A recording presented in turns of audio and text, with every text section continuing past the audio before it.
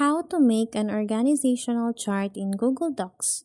So to start, we'll just have to open example Google document, and then in here we'll have to select on the insert option. After that, tap on the drawing option, and then in here we'll have to tap on the new option.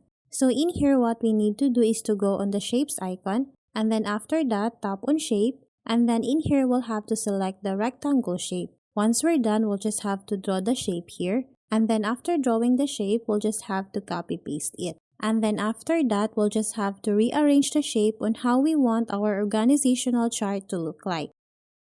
And then once we're done rearranging the shape, the next thing that we need to do is to add lines to connect the shapes. So in here, we'll have to tap on the line icon. And then after that, we can now draw the lines here. All we need to do here is to connect all the boxes for our organizational chart.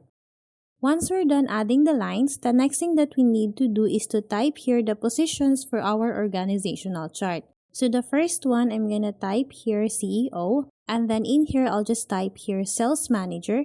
After that, I'm gonna type here HR Manager, and then below the Sales Manager, I'm gonna type here Sales Assistant, and then below the HR Manager, I'm going to type here HR Assistant. Once we're done editing our organizational chart, what we need to do is to tap on the Save and Close option. And as you can see, that organizational chart is automatically added here on our Google document. So that's how easy we can make an organizational chart in Google Docs. Thanks for watching, and if you find this video helpful, please don't forget to subscribe, hit the like button, and then the notification bell so you won't miss any of our future videos. See you on the next one.